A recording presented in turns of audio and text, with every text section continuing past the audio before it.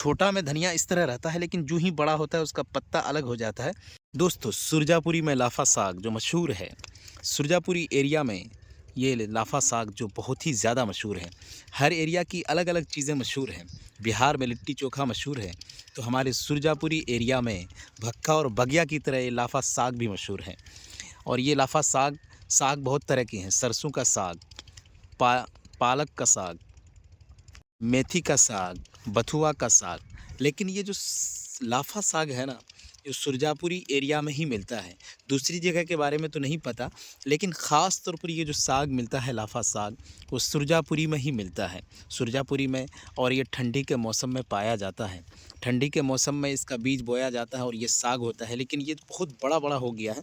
छोटा सब साग दिखाते हैं आपको। ये है छोटा सब साग। और इसका जो साग सब्ज़ी बना के खाते हैं, साग बनाकर, और ये शरीर में खून लाता है। तो आगे दिखाते हैं, बहुत बड़ा हो चुका है ये लाफा साग। और ये सुरजापुरी में लाफा साग मशहूर है। जिस तरह बगिया और भक्का जो सुरजापुरी में मशहूर है, उसी तरह ये लाफा साग भी मशहूर है। अगर आप लोगों को नहीं मालूम है तो याद दिला देता हूँ कि लाफा साग खाने में कितना मज़ा आता है। जब भी ठंडी का मौसम आता है, इसको बनाकर अपने घरों में जो खाते हैं लोग, बहुत ही मज़ेदार होता है। लेकिन ये जो लाफा साग है ना, बहुत बड़ा हो चुका है। आगे दिखाते हैं आपको। देखिए, लगभग 2.5 फीट से 3 फीट लंबा हो चुका है इसका जो ये साग है।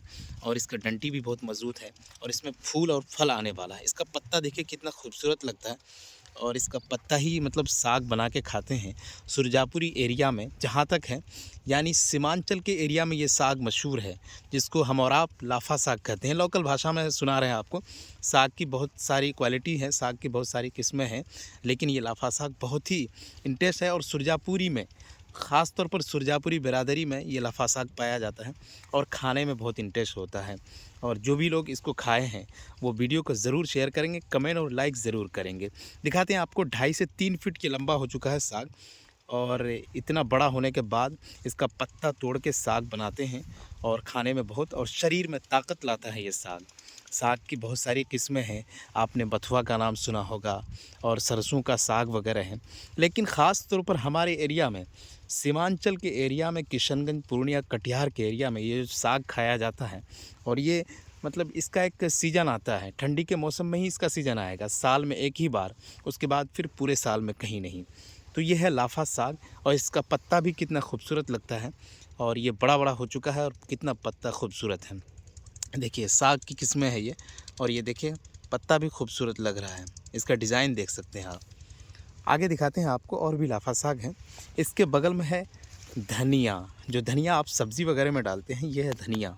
धनिया भी बहुत खूबसूरत लग रहा है। और धनिया भी देखने के बाद कितना खूबसूरत लगता है, देखने के बाद ही पता चलता है।